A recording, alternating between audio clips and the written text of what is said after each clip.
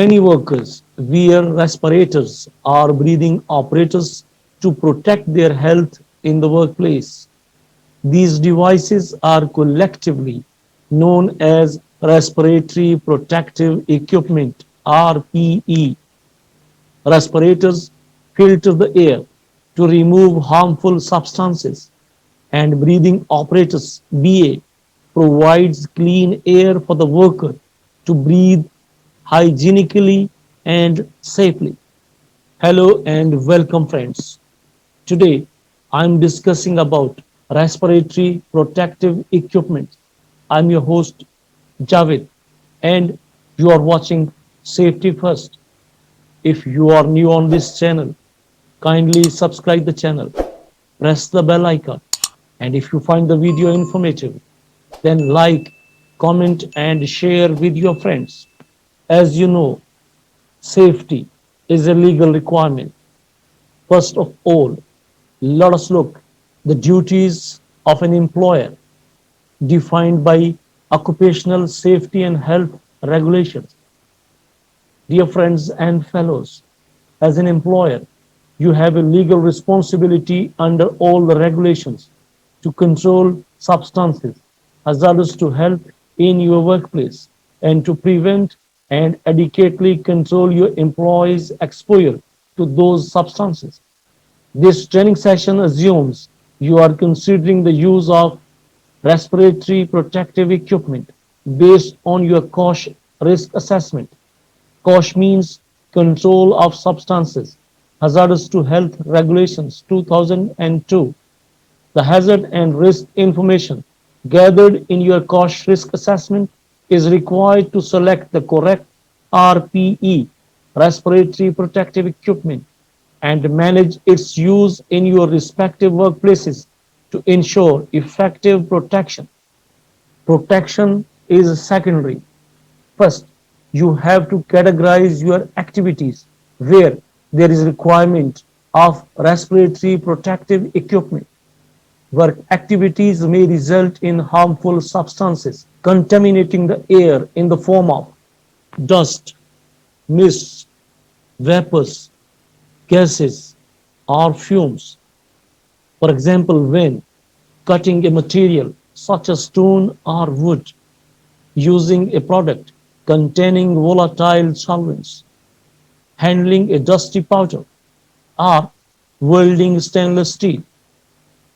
Workers may also need to work in areas where oxygen levels are or may become low. For example, confined spaces such as a trench, manholes, pits, storage bins, pipelines, tunnel, or a tank, etc. In all these places are the situations there is requirement of respiratory protective equipment. Do you know the types of respiratory protective equipment?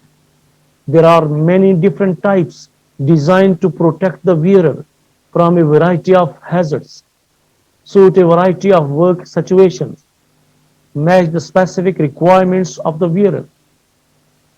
But remember, respirators must not be used in oxygen deficient atmospheres.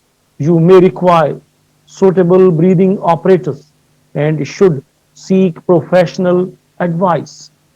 Dear friends and fellows, let us discuss the characteristics of respiratory protective equipment.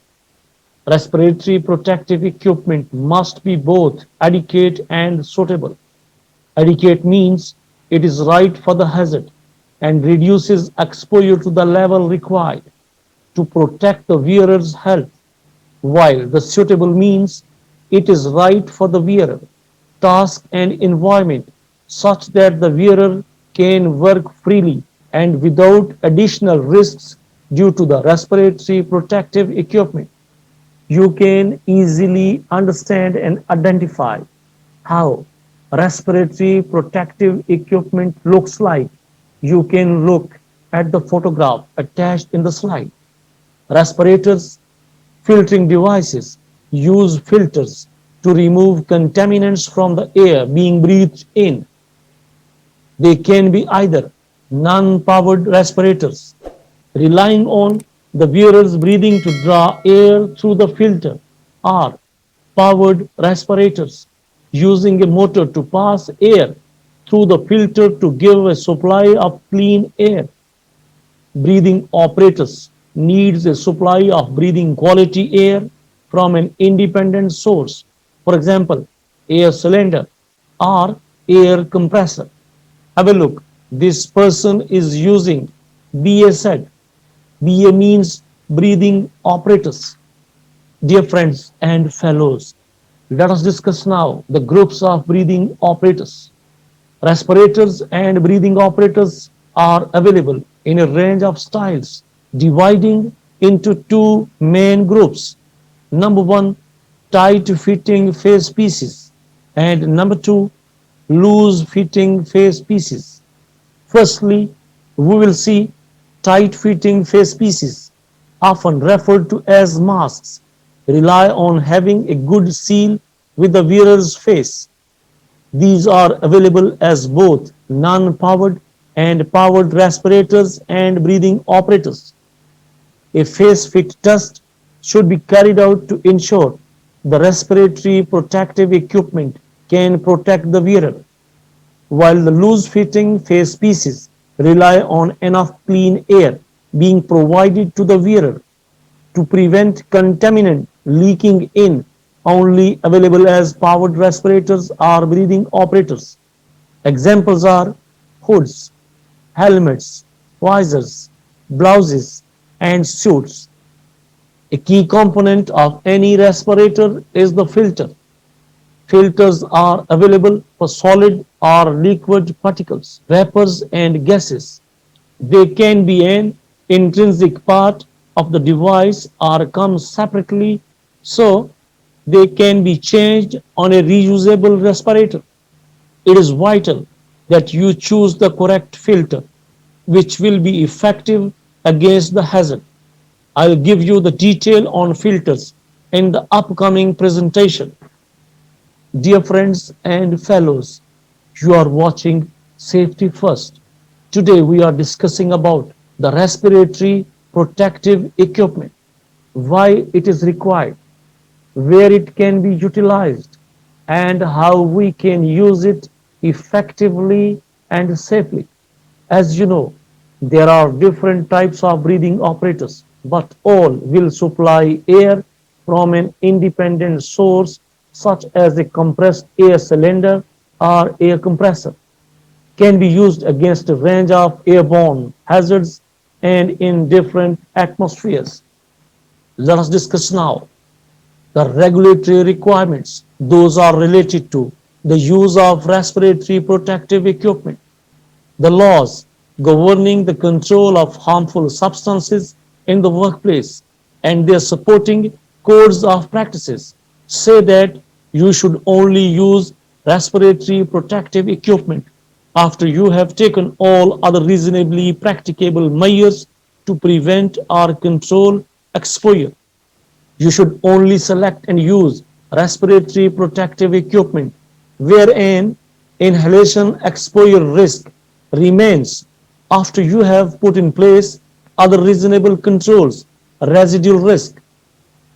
While you are putting in place other control measures, interior measures for emergency work or temporary failure of controls where other means of control are not reasonably practicable, for short-term or infrequent exposure, such as during maintenance work, where you decide that other controls at the source of exposure are not reasonably practicable. These are different conditions, scenarios, situations, or circumstances where respiratory protective equipment must be used, but the selection depends on the nature of task or the activity going on. Dear friends and fellows, there are situations where specialist advice may be needed to select the right respiratory protective equipment. These situations might be emergency escape, where you need to provide respiratory protective equipment for safe exit from an area where hazardous substances may be released suddenly after control systems fail. The other scenario might be emergency rescue. Under the law, respiratory protective equipment is the last line of protection.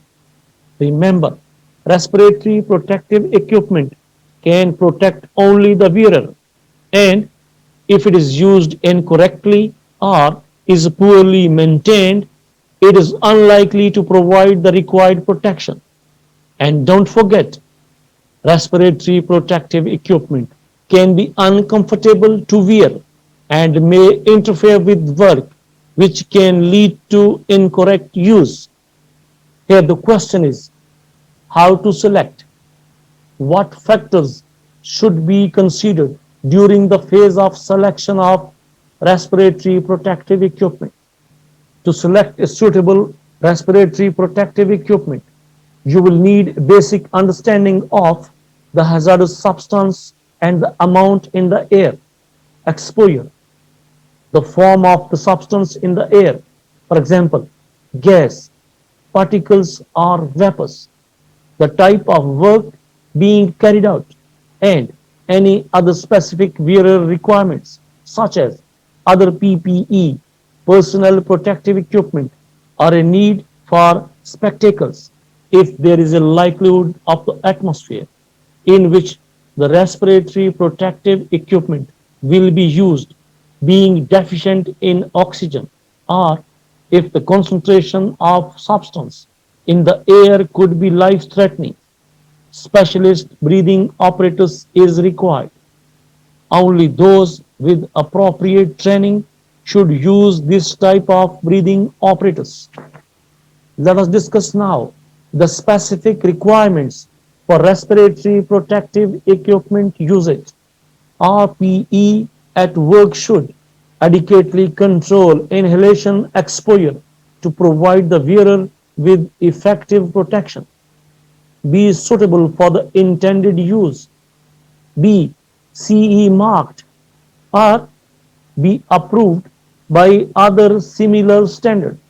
Be used by properly trained people who are supervised. Be properly stored, cleaned, and checked regularly to ensure it remains effective.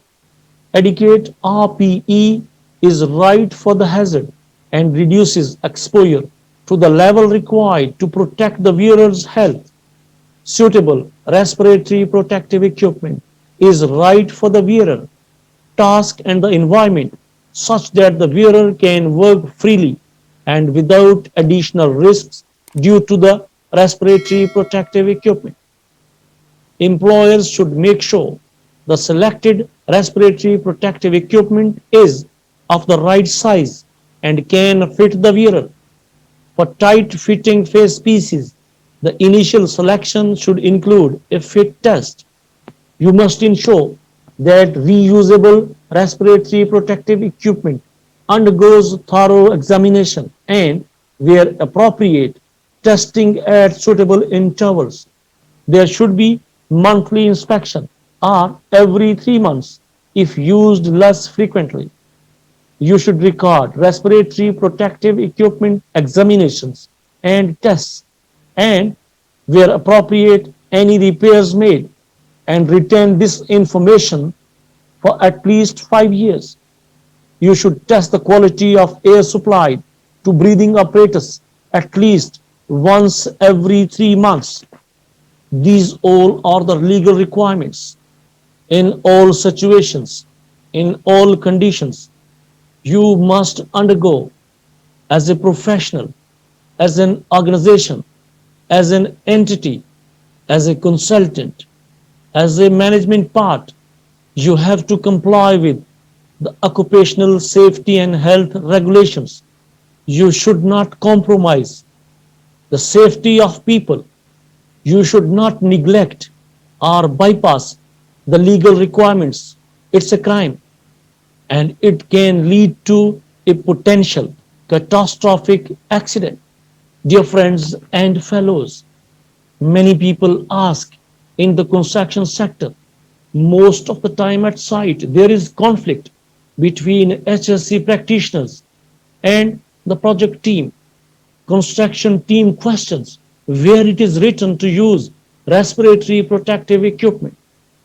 That's why let us discuss here the specific regulatory provisions for respiratory protective equipment. We'll discuss the laws, those demanding the use of respiratory protective equipment.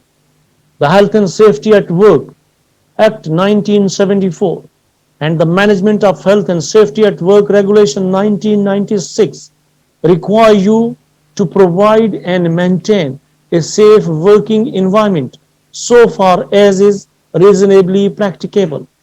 In addition to the COSH regulations 2002, respiratory protective equipment may need to be used to satisfy requirements in the following pieces of legislation: Control of Asbestos Regulation 2012, Control of Lead at Work Regulations 2002, Ionizing Radiations Regulations 1999, and Confined Spaces Regulations 1997. All these regulations insisting the employer to use respiratory protective equipment once it is recommended as per the nature of your task or as per the environment in your workplace. And that's all for now. Training session is over now. If you have any question, please ask in the comment section. And don't forget to like, comment, and share. Hope to see you soon with a new HSC tutorial. Till then, take care, good luck, and Allah Hafiz.